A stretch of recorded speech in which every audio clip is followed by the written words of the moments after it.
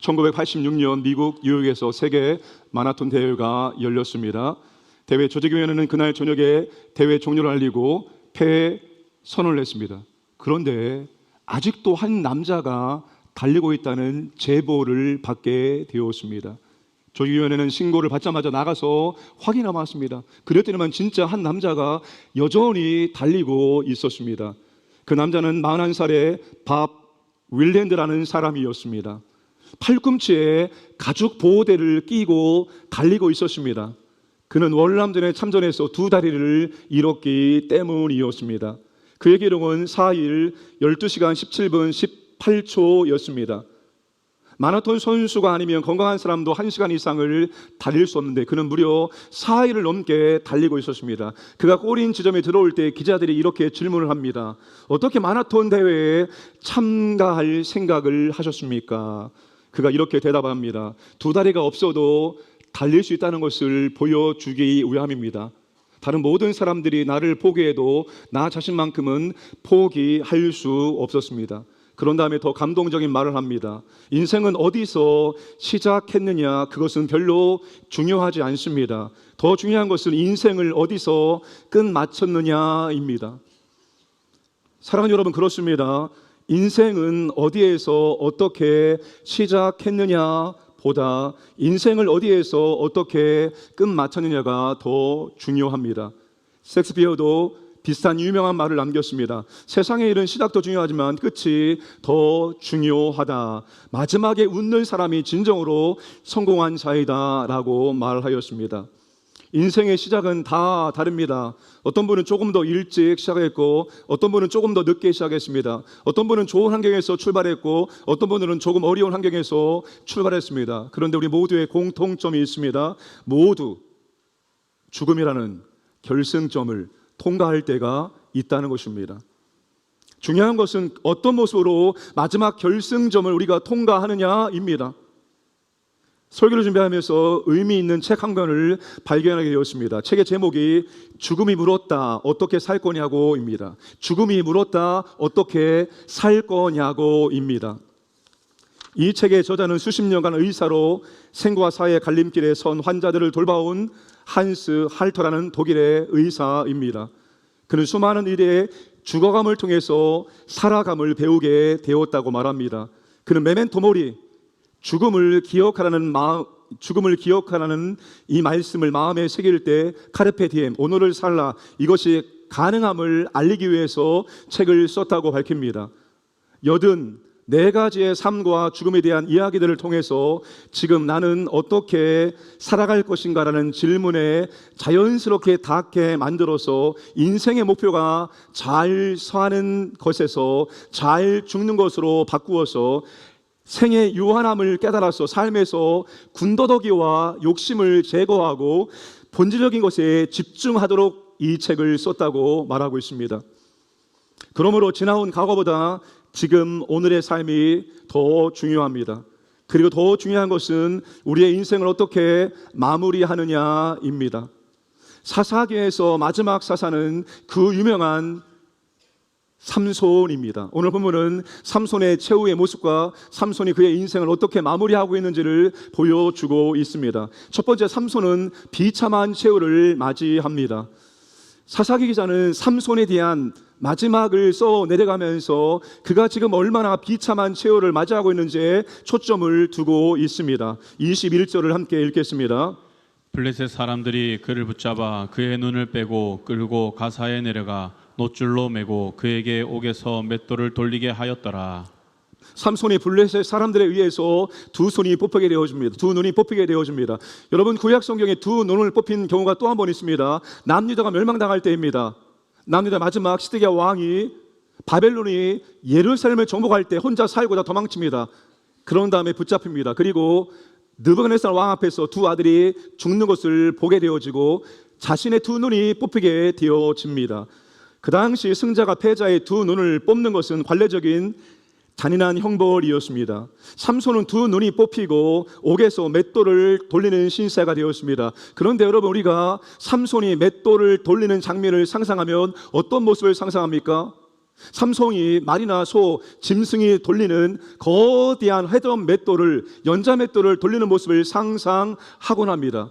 삼손 영화를 보시면 다 그렇게 보여주고 있기 때문입니다. 그런데 어떤 구약학자가 본문을 주석하면서 삼손이 옥에서 돌린 맷돌은 거대한 회전 맷돌이 아니라 가정의 여인네가 돌리는 작은 손 맷돌일 가능성이 높다고 언급을 하였습니다. 여기에 번역된 맷돌은 히브리어로 타한입니다. 구약 성경에 총 8번 사용되옵니다. 본문을 제외하고 한 번은 정치적 압제에 대한 비유로 사용되었고, 나머지 6번은 모두 다 가정의 여인이 사용하는 작은 맷돌로 사용이 되었습니다. 커다란 회전 맷돌은 구약시대 이후까지 발명되지 않았다는 견해가 있고, 감옥에서 남자들도 손 맷돌을 돌렸다는 기록이 있습니다.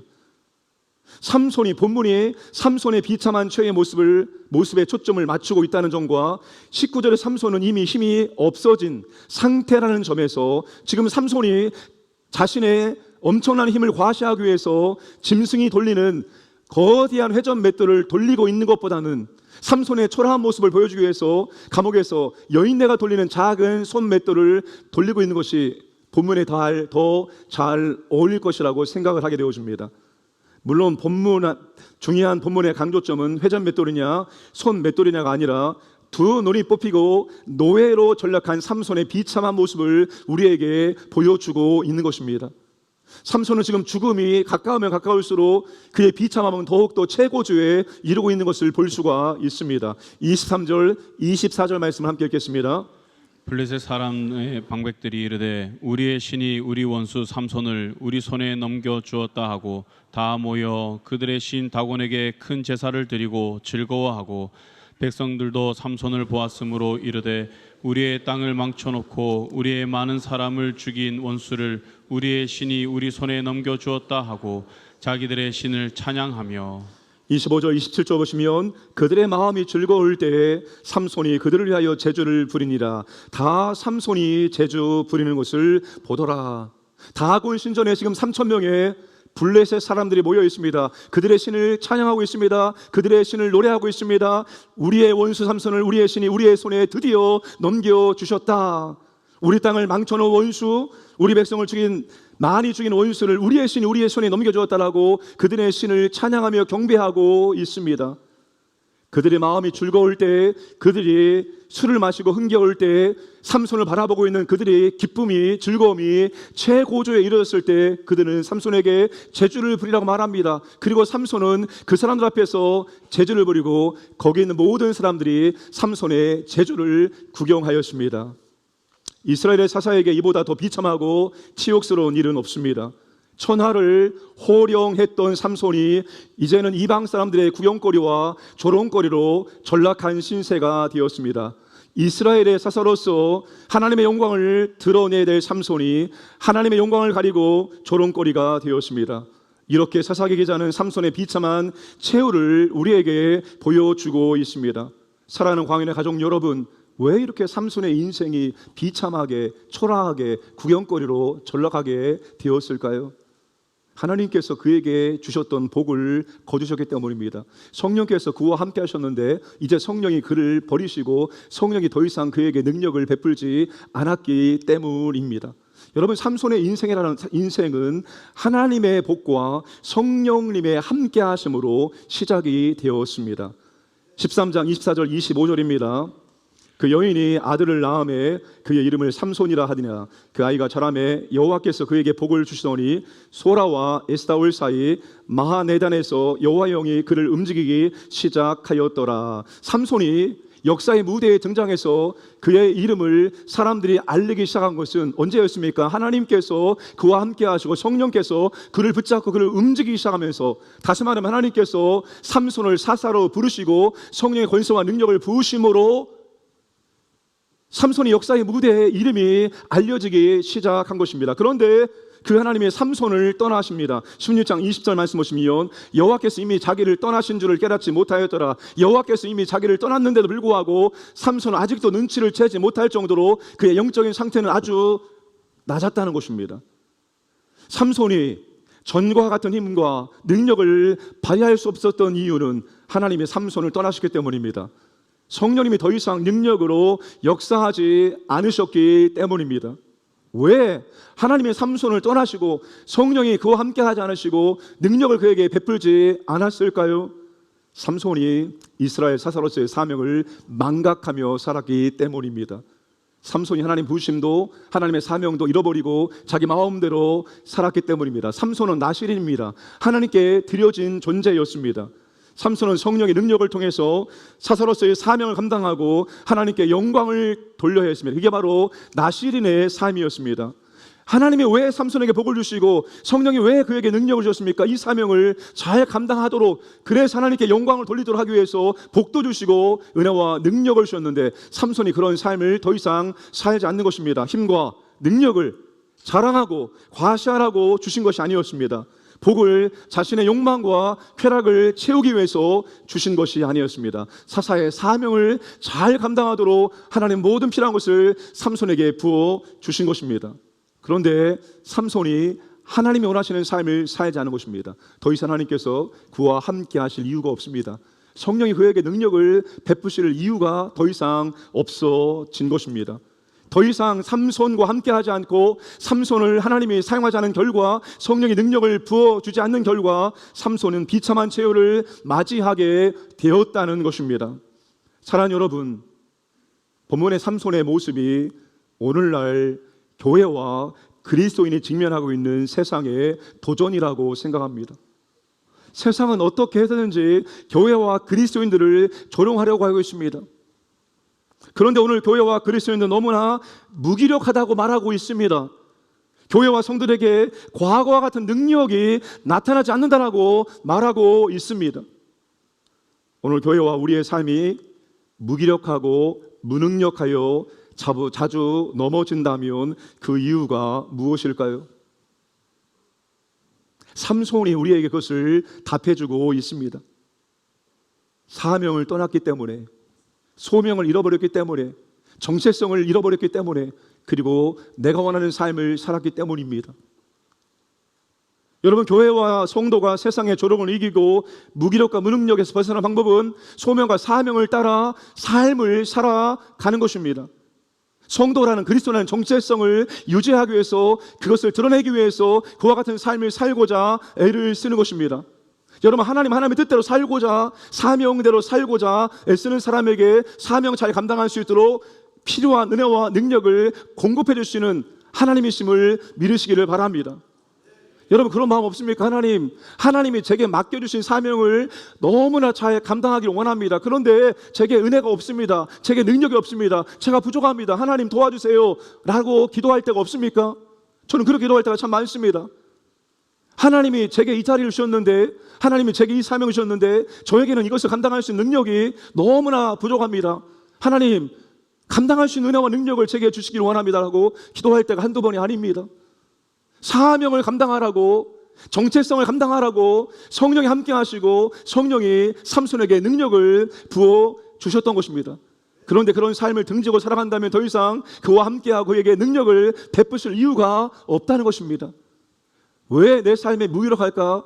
왜 이렇게 우울할까? 왜 이렇게 능력이 없을까? 내가 혹시 사명을 떠나서 내 마음대로 살고 있는 건 아닌지, 내가 성도의 삶을 살지 않고 나의 욕심과 쾌락을 추구하는 것이 아닌지 한번 점검해 보시기를 바랍니다. 두 번째, 하나님은 다시 기회와 은혜를 주십니다. 하나님은 삼손을 떠나셨지만 삼손을 완전히 버리신 것이 아니었습니다. 하나님은 기다리십니다. 삼손이 정말로 깨닫고 돌아와서 다시 하나님의 은혜를 구할 때까지 하나님은 기다리시는 것입니다. 삼손이 이제야 깨닫습니다. 지위와 힘과 능력을 다 잃어버리고 나서 이제야 깨닫게 되어집니다. 있을 때부터 깨닫는 사람이 있습니다. 잃어버리고 나서 깨닫는 사람이 있습니다. 잃어버렸어도 깨닫지 못하는 사람이 있습니다. 오늘 저와 여러분들은 있을 때부터 깨닫는 믿음의 사람 되기를 주님의 이름으로 축복합니다. 삼손이 이제야 깨닫고 진심으로 하나님께 간절한 마음으로 기도합니다. 여러분, 삼손에 대한 이야기는 무려 넉 장에 걸쳐서 기록되고 있습니다. 엄청난 많은 분량으로 지금 삼손의 이야기를 기록하고 있는데, 그 엄청난 많은 분량 가운데 삼손이 기도했다는 부분은 딱 두 군데 나옵니다. 오늘 본문과 15장 18절입니다. 15장 18절 말씀 함께 읽겠습니다. 삼손이 심히 목이 말라 여호와께 부르짖어 이르되 주께서 종의 손을 통하여 이 큰 구원을 베푸셨사오나 내가 이제 목말라 죽어서 할례 받지 못한 자들의 손에서 떨어지겠나이다 하니. 삼손이 나귀 턱뼈로 블레셋 사람들을 1000명을 죽인 다음에 목말라 죽겠다고 하나님께 물 좀 달라고 간절히 기도하고 있는 것입니다. 그런데 여러분, 이 기도의 뉘앙스입니다.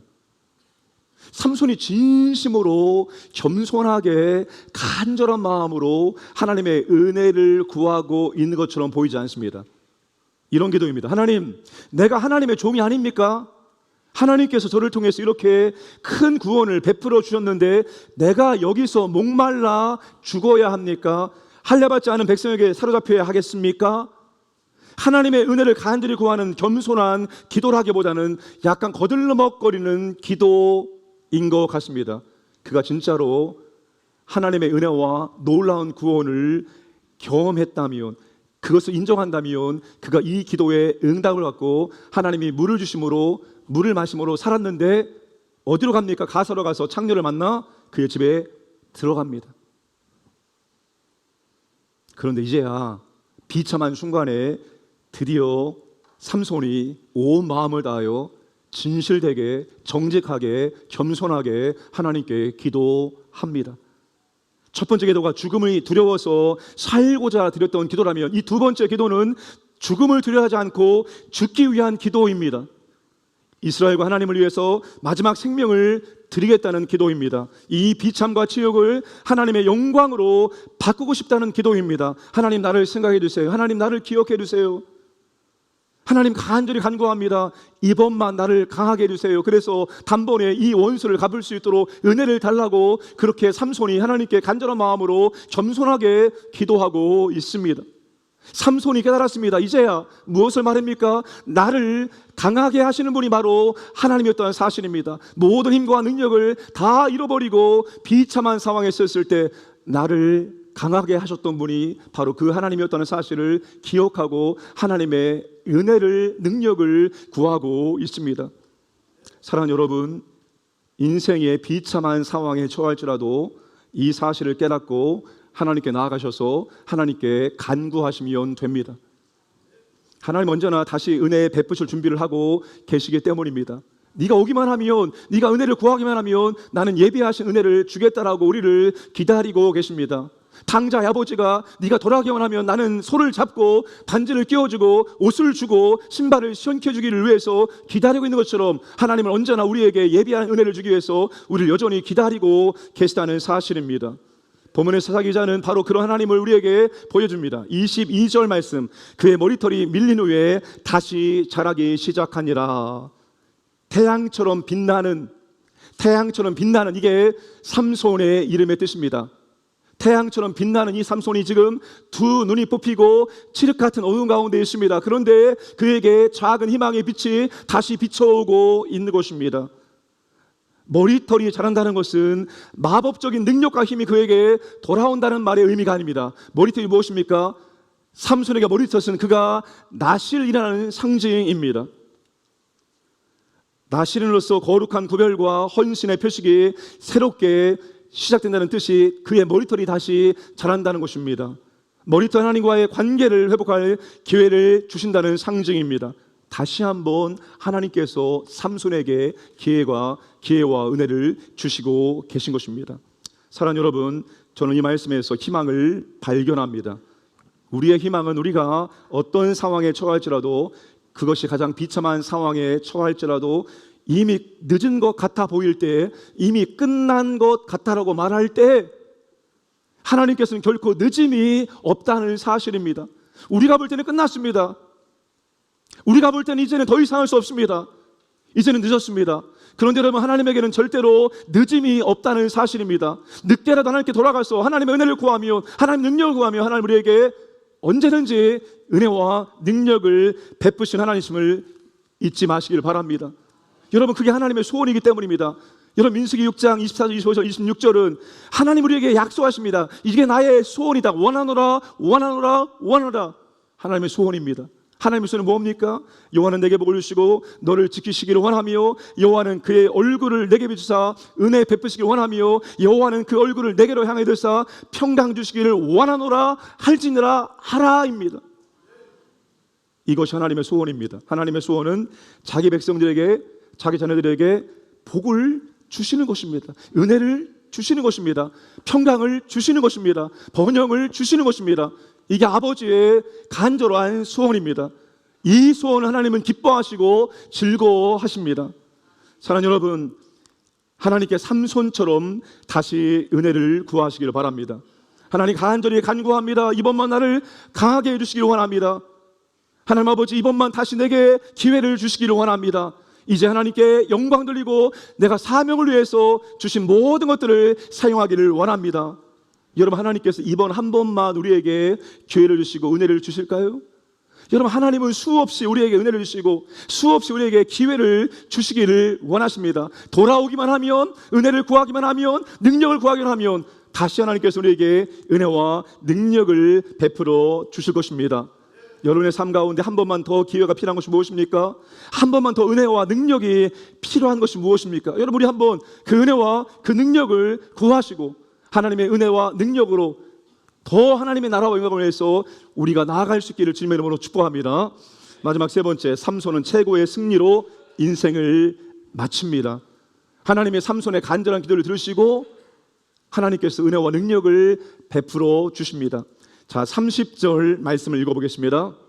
삼손이 이르되 블레셋 사람과 함께 죽기를 원하노라 하고 힘을 다하여 몸을 굽히매 그 집이 곧 무너져 그 안에 있는 모든 방백들과 온 백성에게 덮이니 삼손이 죽을 때에 죽인 자가 살아있을 때 죽인 자보다 더욱 많았더라. 31절에 그의 아버지 마노아의 장지에 장사하니라. 삼손이 이스라엘의 사사로 20년 동안 지냈더라. 삼손이 죽을 때 죽인 자가 살았을 때 죽인 자보다 더욱 많았더라. 삼손의 죽음이 헛된 죽음이 아니라는 것입니다. 삼손의 죽음은 원수와 싸움에서 승리한 죽음이라는 것입니다. 삼손은 죽음으로 나라를 구하고 하나님께 영광을 돌렸다는 것입니다. 이것으로 삼손이 이스라엘 사사로 20년을 마치게 됩니다. 여러분, 일반적으로 죽음은 모든 것을 잃어버리는 것입니다.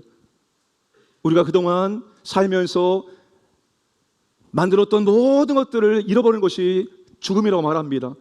죽음은 승리가 아니라 패배라고 말합니다. 죽음은 영광이 아니라고 말합니다. 그런데 하나님은 삼손의 죽음을 승리로, 영광으로 바꾸어 주십니다. 하나님은 삼손의 죽음으로 이스라엘을 블레셋으로부터 승리하게 하셨습니다. 살아있을 때보다 죽음으로 더 큰 승리를 거두게 하셨습니다. 20년 동안 할 일을 한순간에 하게 하신 것입니다. 20년 동안 하지 못한 일을 한순간에 할 수 있도록 역사해 주신 것입니다. 이것이 하나님의 은혜이고 하나님의 능력입니다. 이런 생각을 해보지 않으셨습니까? 내가 지금 신앙생활을 50년 했습니다. 30년 했습니다. 40년 했습니다. 내가 지금까지 신앙생활에 온 것보다 이제 남은 삶이 더 짧아 보입니다. 여러분, 그럴 때 우리는 과거로 돌아가서 다시 그때부터 시작했으면 좋겠다라는 마음을 갖지만 그런 마음을 가질 필요가 없습니다. 우리 하나님은 우리에게 은혜와 능력을 베풀어 주시면 우리가 20년 동안 한 것보다 더 큰 일을 할 수 있도록 역사해 주시고 우리가 20년 동안 못한 것을 한순간에 할 수 있도록 은혜를 주실 수 있기 때문입니다. 하나님의 은혜와 능력은 사람을 능가합니다. 사람이 할 수 없었던 것을 할 수 있고 100년 동안 사람이 하지 못한 것을 하나님은 단 1, 2년에 할 수도 있으신 분입니다.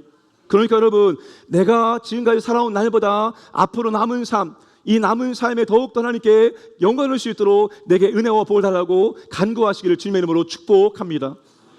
말씀을 마무리하기를 원합니다.